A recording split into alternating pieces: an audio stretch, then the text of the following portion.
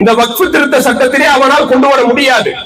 காரணம், இன்றைக்கு மைனாரிட்டி அரசாங்கமாக அவர்கள் அமைந்திருக்கிறார்கள். அவர்களுடைய 240 இடங்களை வைத்துக் கொண்டு வர முடியாது என்பது அவர்களுக்கு தெரியும். தெரிந்தாலும் ஏன் கையில் எடுக்கிறார்கள் என்று சொன்னால், இவ்வளவு ஷீட் லாஸ் ஆயிருக்கு இல்லையா, இதை ஃபுல்லா திருப்பி ரீடைப் பண்றது எப்படி? நலத்திட்டம் செஞ்சு இவனால திருப்பி ஜெயிக்க முடியாது. இவங்க செஞ்ச நலத்திட்டம் ஏதாவது இருக்காமா?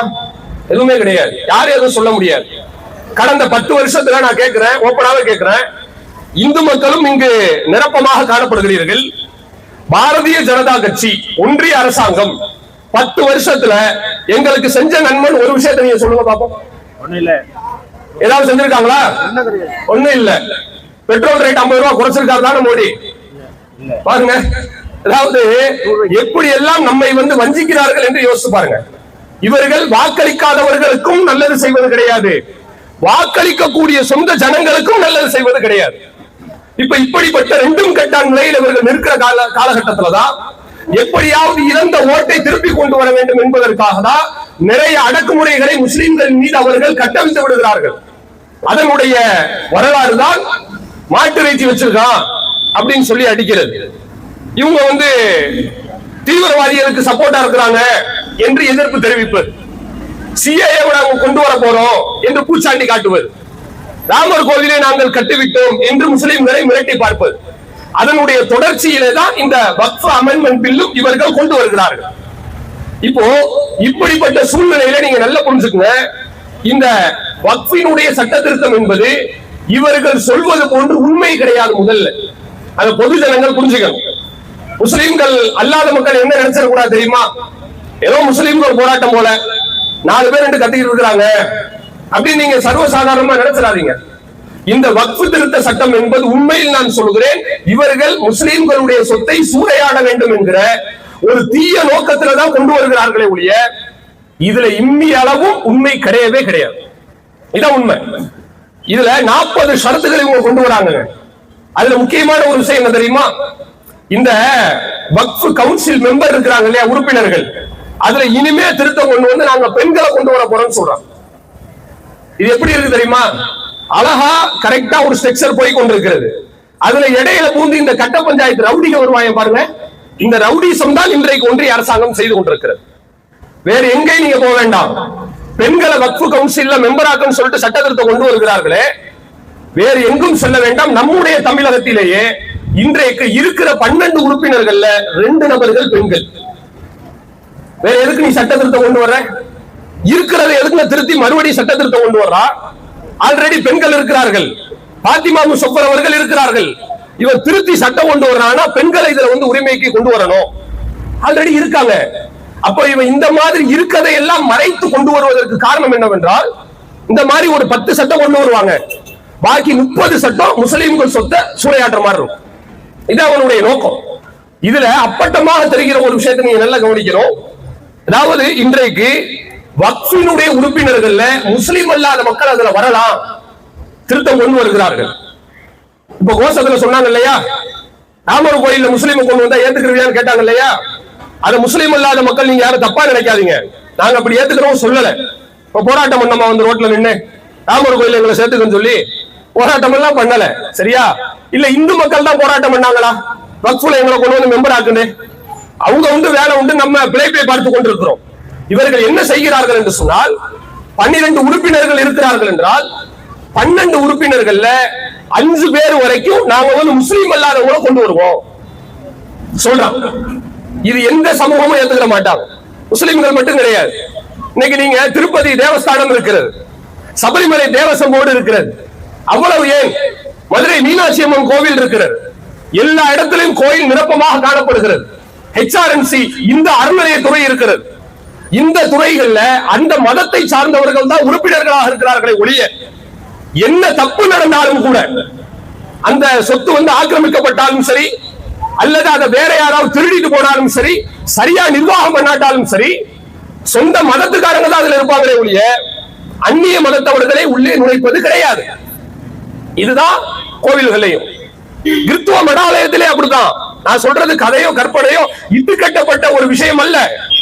தேவாலயங்களே அப்படித்தான், கிறிஸ்துவர்கள் தான் இருப்பாங்க. என்ன நடந்தாலும் ஆட்களை வேண்டுமானால் மாற்றுவார்களே ஒழிய வேற மதத்தவர் உள்ள கொண்டு வர மாட்டாங்க. அப்ப கிறிஸ்தவ மடாலயங்களுக்கு இப்படி, கோவில்களுக்கு இதே சட்டம் தான், குருத்துவாக்கர்களுக்கு அதான், சீக்கியர்கள் தான் வர முடியும், ஜெயின் டெம்பிளுக்கு அதான். முஸ்லிம்களுடைய அந்த வக்பு சொத்து என்று வரும்போது மட்டும் இன்னைக்கு என்ன செய்கிறார்கள் என்றால், முஸ்லிம் அல்லாதவர்கள் உள்ள வரலாம், சட்ட திருத்தம் கொண்டு வரலாம். அந்த முஸ்லிம் அல்லாதவர்கள் யாரு? அண்ணன் தம்பியா, மாமா மச்சமா பழகிறவங்க. நம்மளா? நாம கிடையாது. பிஜேபியினுடைய அரசாங்கம் யாரை கை காட்டுகிறதோ அவர்களை தான் உள்ள கொண்டு வந்து வைப்பான். எதுக்கு வைக்கிறான் தெரியுமா? அவனை உள்ள கொண்டு வந்து வச்சு வக்ஃபு நிலத்தை அபகரிப்பு செய்து கார்பரேட்டுகளுக்கு தானம் செய்வதற்கு. இதான் நோக்கம். இன்னைக்கு நம்முடைய தமிழ்நாட்டில் கோவில்களுக்கு இந்த அறநிலையத்துறை இருக்கிறது. அந்த அறநிலையத்துறைக்கு இந்த சங்கிகள் ஏராளமான குடைச்சல்களை கொடுக்கிறார்கள். ஏன் தெரியுமா? அதுக்குள்ள பூந்து அந்த நிலத்தை ஆட்டை போடுறதுதான். இது அவனுடைய நோக்கம்.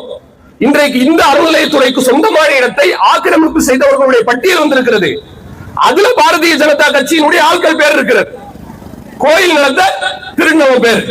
இப்படிப்பட்ட ஒரு சிந்தனை கொண்டவர்கள் முஸ்லிம்களுக்கு எப்படி நன்மை செய்வார்கள் யோசிச்சு பாருங்க. முஸ்லிம்கள் பெண்களுக்கு நாங்க இதுல உரிமை கொடுக்கிறோம், சட்ட திருத்தம் கொண்டு வர்றானே, நீ வக்ஃபுல எல்லாம் கொடுக்க வேண்டாம்பா. இன்னைக்கு உன்னுடைய கட்சியில மெம்பர் ஆஃப் பார்லிமெண்ட் எம்பிஸ் இருக்கிறாங்க, லெஜிஸ்லேட்டிவ் அசம்பிளி எம்எல்ஏ இருக்கிறார்கள். உன்னுடைய கட்சியில எத்தனை முஸ்லிம்களுக்கு எம்எல்ஏ சீட் நீ கொடுத்திருக்க சொல்லு. பெண்களுக்கு மெம்பர்ஷிப் வேணும்னு கேட்கிற இல்லையா? எத்தனை எம்பிக்கு நீ சீட்டு கொடுத்திருக்க? பெண்ணுக்கு கொடுக்க வேணாம்பா. எத்தனை முஸ்லிம் ஆணுக்கு நீ கொடுத்திருக்கிறாய்? ஜீரோ தான். அப்போ சட்டம் இயற்றக்கூடிய அதிகாரத்தில் ஒன்று கொடுக்க மாட்டான். கொடுத்தாலும் நாயை விட கேவலமா அவர்களை நடத்துகிறார்கள். கடந்த காலத்தில் முக்தார் அப்பாஸ் நக்வி என்கிற ஷியா சிந்தனை கொண்ட ஒரு மனிதன் பெயருக்கு முஸ்லிமாக இருந்தார். அவரையும் இன்றைக்கு பிடுங்கி துரத்த ஆரம்பித்து விட்டார்கள். இப்படி முஸ்லிம்களுடைய அதிகாரத்தை கொஞ்சம் கொஞ்சமாக ரத்து செய்து ஹஜ் மானியத்தை ரத்து செய்தார்கள். காஷ்மீரிலே கடந்த 2019 வருடம் ஆகஸ்ட் 5ஆம் தேதி அன்று அவர்களுக்கு உண்டான அந்த தனி சிறப்பு சட்டம் 370வது சட்டத்தை நீக்கினார்கள். இன்னைக்கு வரங்க 2024 வருஷம், கிட்டத்தட்ட 6 வருடங்களுக்கு நெருக்கமாக இணையதள சேவை சரியாக கிடைக்காமல் திணறுகிற ஒரு மக்கள் உலகத்திலே நீங்க காஷ்மீரை தான் பார்க்க முடியும். இந்தியாவுல இல்ல, உலகத்திலே அவங்கதான்.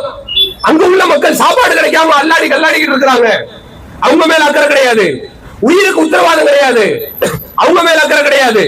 இப்படி எதுவும் முஸ்லிம்கள் மீது அக்கறை இல்லாமல் நடந்துவிட்டு சட்ட திருத்தம் கொண்டு வரும்போது மட்டும் இவங்க என்ன சொல்றான்னு கேட்டீங்கன்னா, நாங்க முஸ்லிம்கள் பெண்களுக்கு பாதுகாப்பு கொடுக்கிறோம்.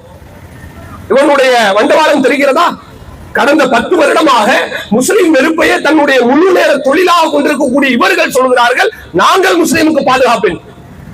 இதை எப்படி நம்புவது? முஸ்லிம்களாகிய நாங்கள் மட்டும் குரல் எழுப்பவில்லை.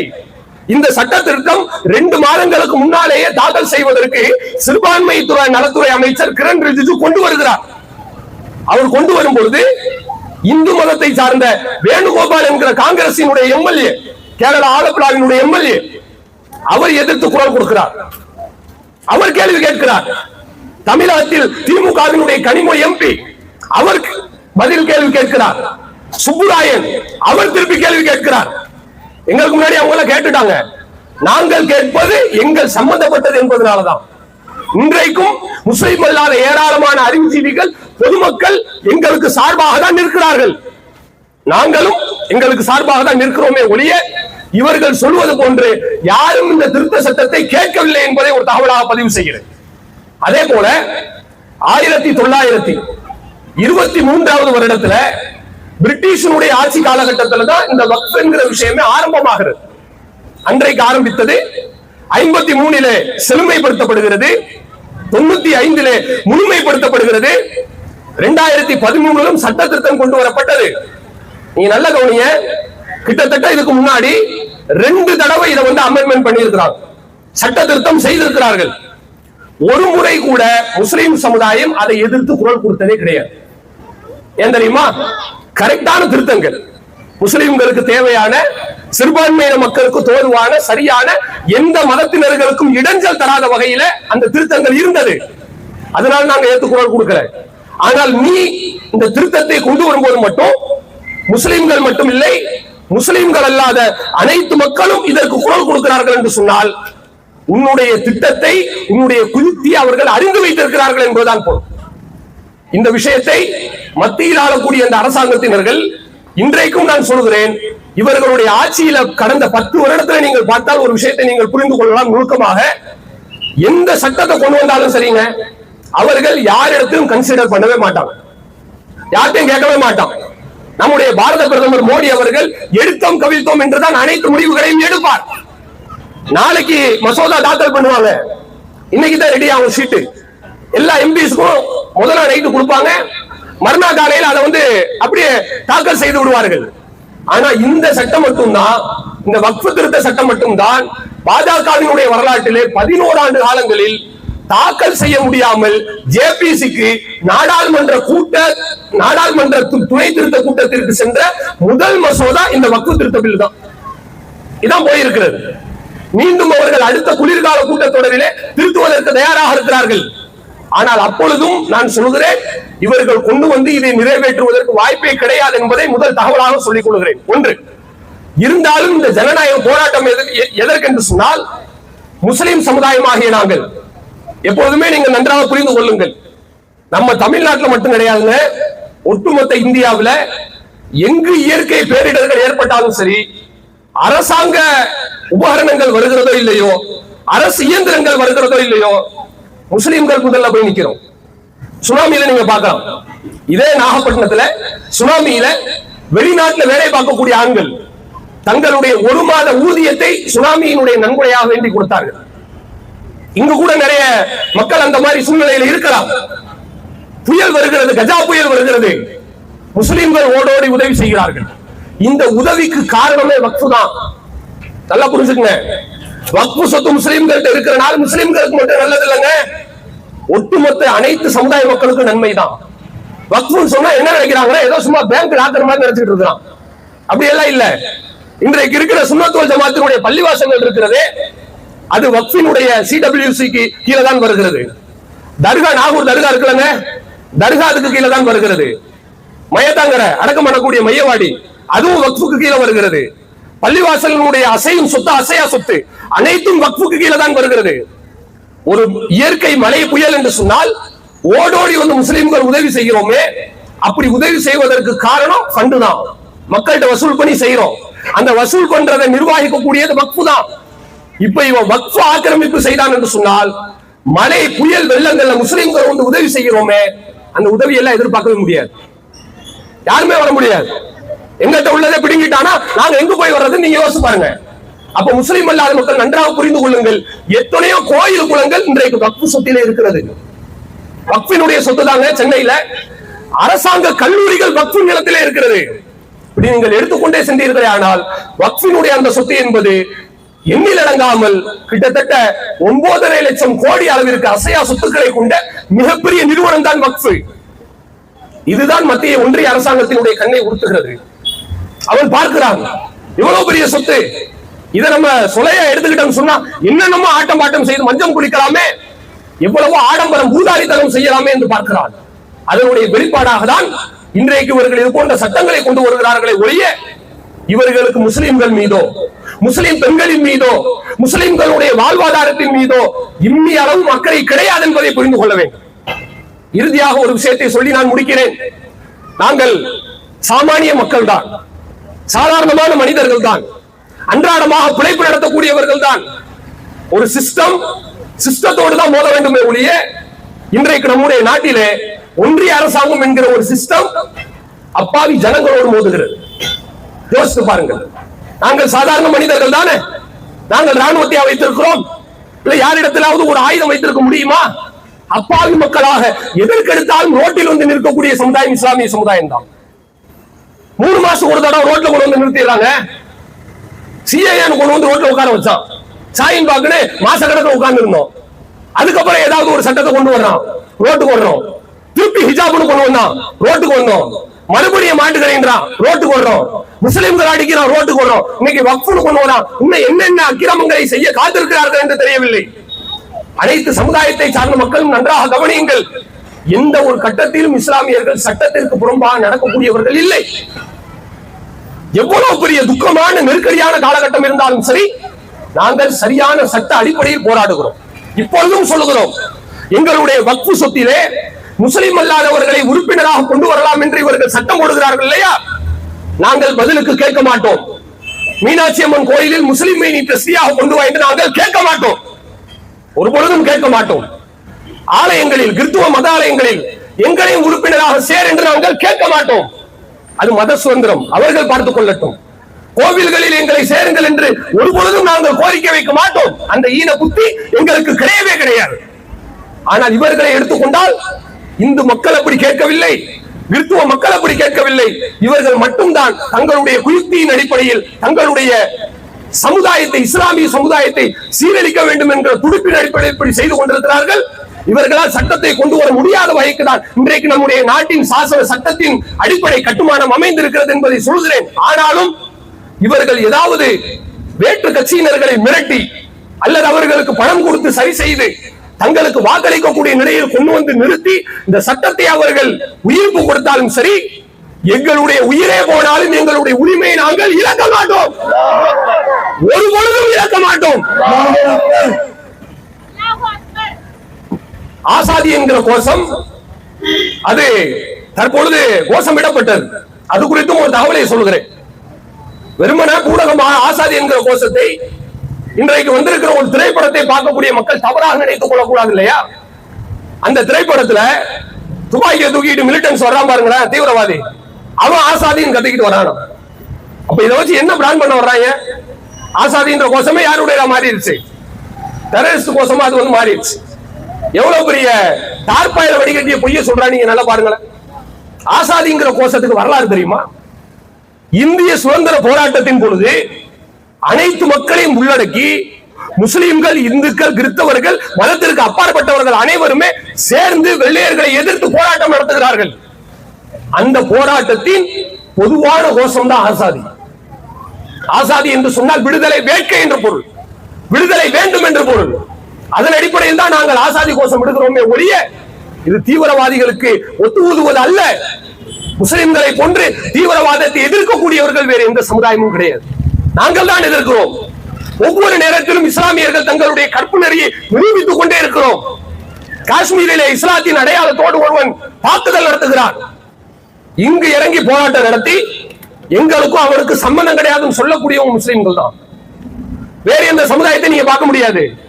ஜெய் ஸ்ரீராம் என்கிற கலவர கோஷத்தோடு சிறுபான்மையின மக்களை, குறிப்பாக தலித்துகளை, இந்துக்களை அடித்து கொலை செய்கிறார்களே, அப்பொழுது இந்துக்கள் ரோட்டில் இறங்கி ஆர்ப்பாட்டம் செய்து எங்களுக்கும் ஜெய் ஸ்ரீராமுக்கும் சம்பந்தம் இல்லை என்று சொல்வதில்லை. ஆனால் நாங்கள் சொல்கிறோம், எங்களுக்கும் தீவிரவாதிகளுக்கும் சம்பந்தம் இல்லை.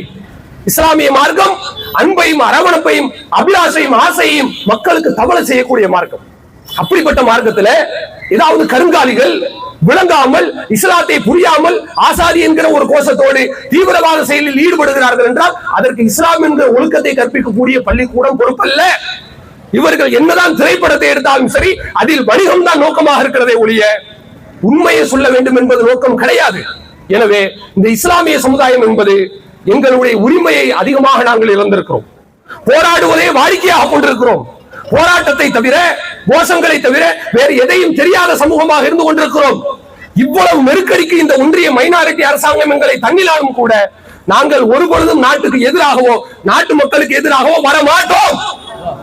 அனைத்து நேரத்திலும் மக்களுக்கு நாங்கள் சார்பாக தான் நிற்போமே ஒழிய அவர்களுக்கு எதிராக நாங்கள் ஒருபொழுதும் செல்ல மாட்டோம். இந்த ஒன்றிய மைனாரிட்டி அரசாங்கம் எவ்வளவு மக்கள் விரோத சட்டங்களை கொண்டு வருகிறதோ அந்த அனைத்து சட்டங்களையும் மக்கள் மத்தியில் கொண்டு போய் அம்பலப்படுத்தி எங்களுடைய உரிமையும் நாங்கள் பாதுகாப்போம், மக்களுடைய உரிமையும் நாங்கள் பாதுகாப்போம். இஸ்லாமிய சமூகமானது சுயநலம் பிடித்த ஒரு சமூகம் அல்ல, தன்னுடைய அந்த இருப்பை காட்டிக் கொள்வதற்காக ஆர்ப்பாட்டம் செய்யக்கூடிய சமூகம் அல்ல, தன்னுடைய உரிமைக்காக மட்டும் களத்தில் இறங்கக்கூடிய சமூகம் அல்ல. ஒட்டுமொத்தமாக அனைத்து சமூகத்திற்கும் பொதுவாக தான் நாங்கள் குரல் கொடுக்கிறோம். வக்ஃப் திருத்த சட்டம் என்பது உண்மையிலும் உண்மையாக முஸ்லிம்களுடைய சொத்தை பறித்து முஸ்லிம்களுக்கு மட்டுமல்லாமல் முஸ்லிம் அல்லாத அனைத்து சமூக மக்களுக்கும் ஊறு விளைவிக்க வேண்டும், கேடு விளைவிக்க வேண்டும் என்கிற தீய நோக்கத்தில் தான் கொண்டு வரப்பட்டிருக்கிறது. அந்த சட்டம் வருவதற்கு வாய்ப்பு கிடையாது. மீறி வந்தாலும் கூட எங்களுடைய உயிரை கொடுத்து கூட எங்களுடைய உரிமையை பாதுகாப்போமே தவிர நாங்கள் ஒருபொழுதும் கோழைகளாக மாறிவிட மாட்டோம் என்கிற மிக உத்வேகத்தோடு என்னுடைய உரையை நான் நிறைவு செய்து கொள்கிறேன். வாஹிர் தவானா அல்ஹம்துலில்லாஹி ரப்பில் ஆலமீன். அஸ்ஸலாமு அலைக்கும் வரஹ்மத்துல்லாஹி வபரகாத்துஹு.